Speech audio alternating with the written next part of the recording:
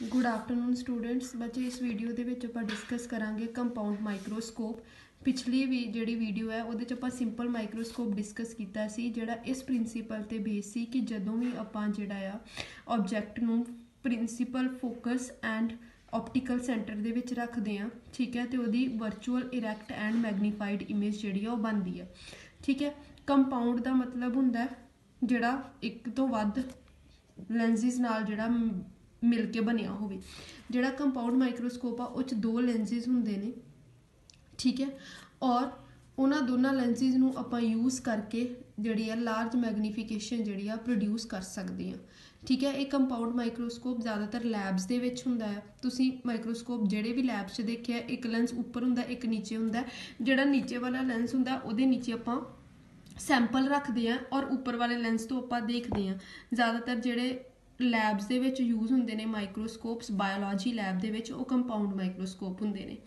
ठीक है, उस तो बाद कंस्ट्रक्शन दे विच की आंदा है कि ये दो लेंसिस तो बनया होया। इहदे विच ऑब्जेक्टिव लेंस हुंदा एक हुंदा आई पीस लेंस।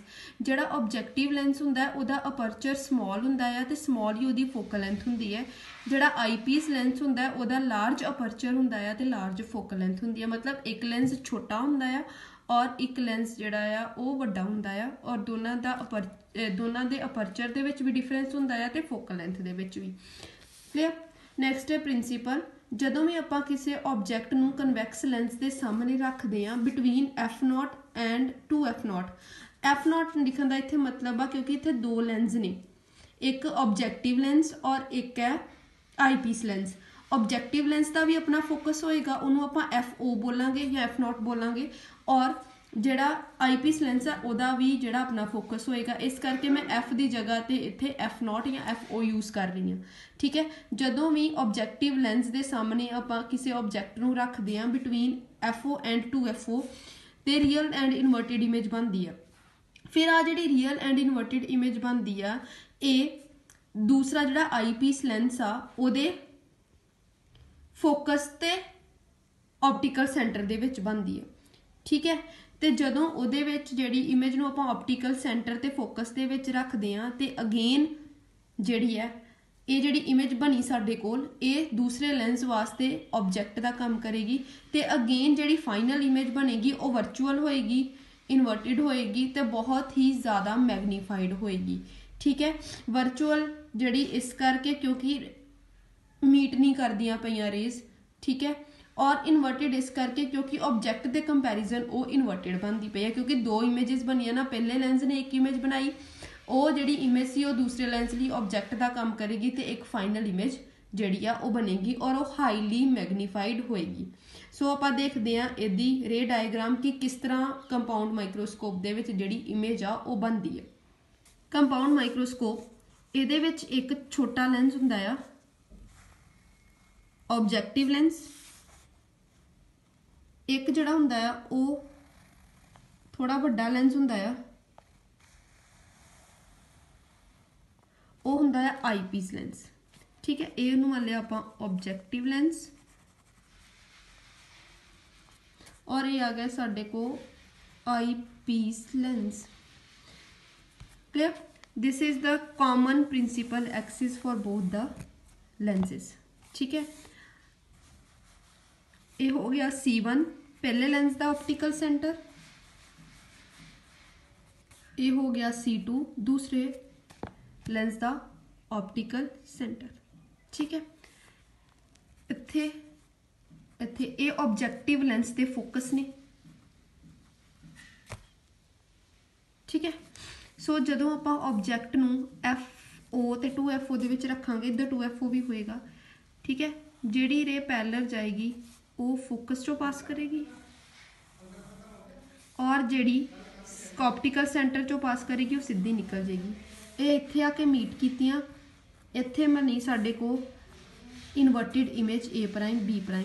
मैं इत्थे लै लो FE और सेम डिस्टेंस ते इधर भी लै लो FE। ये आई पीस लेंस के फोकस ने। ठीक है, ये हो गया A और ये हो गया B। ठीक है, क्लीयर। हुण आ जिहड़ी इमेज आ ये इहदे लई ऑब्जेक्ट का काम करेगी। ठीक है, इत्थों जिहड़ी रे निकलेगी जिहड़ी C2 दे विचों पास करेगी ये वाली, ये सीधी निकल जाएगी। ਜਿਹੜੀ ਰੇ ਇਧਰੋਂ ਪੈਰਲਲ ਨਿਕਲੇਗੀ ਉਹ ਐਫ ਈ ਦੇ ਵਿੱਚੋਂ ਪਾਸ ਕਰੇਗੀ। ਇਹ ਇੱਧਰ ਤੇ ਮੀਟ ਕਰਨੀਆਂ ਨਹੀਂ ਹੈ, ਇਸ ਕਰਕੇ ਆਪਾਂ ਇਹਨਾਂ ਨੂੰ ਇੱਧਰ ਐਕਸਟਰਾਪੋਲੇਟ ਕਰਾਂਗੇ ਤੇ ਸਾਡੇ ਕੋਲ ਜਿਹੜੀ ਇਮੇਜ ਆ ਉਹ ਬਣ ਜੇਗੀ ਵਿਚ is virtual but inverted and highly magnified. ठीक है, इन्हें इमेज बनाई ए प्राइम बी प्राइम जोड़ा दूसरे लिए ऑब्जेक्ट का काम करेगी तो साडे को जिहड़ी आ ये फाइनल इमेज जिहड़ी आ वो बन जाएगी। हुण आपां की करांगे, इत्थे आपां कंस्ट्रक्शन कर लैनी है। ठीक है, इत्थे मान लो पी प्राइम, ठीक है, और इथों इधर भी कंस्ट्रक्शन कर लो। ठीक, आ वाला एंगल हो गया अल्फा और आ वाला एंगल हो गया बीटा। क्लियर, ये होगी F E focal length of eyepiece lens. जिहड़ी इमेज बननी है वो least distance of distinct vision ते बननी है, वो हो गया डी। ये हो गया सॉरी इथों ये हो गया तुहाडे कोल यूओ, ये हो गया तुहाडे कोल एफओ, इत्थों लैके इत्थों तक जिहड़ी है तुहाडे कोल ये बनी है वीओ, इमेज डिस्टेंस बने ऑब्जेक्टिव लेंस का। ये जिहड़ा आ ये जिहड़ी इमेज आ ये इहदे लई ऑब्जेक्ट का काम करेगी, इस करके हो गया u e for eyepiece lens. Next आपां करांगे magnifying power of compound microscope. Magnifying power जिहड़ी है डेफिनेशन सेम आ कि it is the ratio of angle subtended by the final image to the ratio of the angle subtended by the object when both are at least distance of distinct vision. सो ये चीज़ नूं drive करने लई आपां again आने आ diagram ते। हुण साडे कोल जिहड़ी मैगनीफाइंग पावर आ वो किहदे बराबर हुंदी है, बीटा अपॉन अल्फा। ठीक है, equation number 1, since angles are very small. ठीक है, सो जिहड़ी मैगनीफाइंग पावर आ वो किहदे बराबर आ गई, tan beta upon tan alpha. ये आ गई साडे को इक्वेशन नंबर 2। हुण आपां वैल्यू कढ लैंदे आ tan beta and tan alpha दी। सो उहदे लई ट्राईएंगल सानूं लैनी पैनी है। टैन बीटा कढण वास्ते आपां ट्राईएंगल लवांगे, in triangle A double prime B double prime C2, A double prime B double prime C2, इत्थे बीटा एंगल बनदा पिया। सो जिहड़ा साडे कोल टैन बीटा आ वो आएगा A double prime B double prime upon C2 B double prime. ठीक है, उस तो बाद आपां in triangle P B double prime C2 लवांगे जिहदे च अल्फा एंगल बनदा पिया। In triangle P B double prime C2 tan alpha जिहड़ा आ वो साडे को आ गया P B double prime divided by C2 B double prime. This is equation number 3 and this is equation number 4। ठीक है, हुण आपां पुट इक्वेशन 3 एंड 4 इनटू आपां ये दोनों वैल्यूज इक्वेशन नंबर 2 च पुट करांगे। सो मैगनीफाइंग पावर आ जाएगी A double prime B double prime upon C2 B double prime divided by P B double prime upon C2 B double prime. ये cancel हो गया, ये आ गया तुहाडे को A double prime B double prime divided by P B double prime. हुण देखो आ जिहड़ा पी बी डबल प्राइम आ ये ए बी दे बराबर है। ठीक है, सो मैगनीफाइंग पावर आ गई तुहाडे कोल A double prime B double prime upon A B. ठीक है, सो हुण देखो की है ऑब्जेक्ट ए बी, ओदी image A prime B prime. ठीक है, दूसरे दा object A prime B prime, ओदी image A double prime B double prime. साडे को A double prime B double prime upon A B ते हैगा, पर आ जिहड़ा एक पहले दी इमेज ते जिहड़ा दूजे दा ऑब्जेक्ट आ जिहड़ा कि विच इंटरमीडिएट दा काम कर रहा दोनों लैंसिस दे विच फाइनल इमेज बनाने वास्ते वो मिसिंग आ। इस करके आपां की करांगे, आ वाली जिहड़ी इक्वेशन आ इनू ए प्राइम बी प्राइम नाल मल्टीप्लाई कर दांगे ते ए प्राइम बी प्राइम नाल ही डिवाइड कर दांगे। सो साडे को की आ जाएगा, magnifying power is equal to A double prime B double prime upon A prime B prime multiply by A prime B prime upon A B. Equation number 5। ठीक है, हुण आ जिहड़ी है साडे को ये इमेज जिहड़ी बनती पई है ये आ आई पीस लेंस की और ये आ उहदा ऑब्जैक्ट। ठीक है, ये जिहड़ी इमेज आ ये ऑब्जैक्टिव लेंस की ते ये आ उहदा ऑब्जैक्ट। ठीक है, सो एम जिहड़ा हुंदा है मैग्नीफिकेशन, मैग्नीफिकेशन किहदे बराबर हुंदी, height of image upon height of object. So उहदे बेसिस ते जिहड़ी है मैग्नीफिकेशन ऑफ ऑब्जैक्टिव लेंस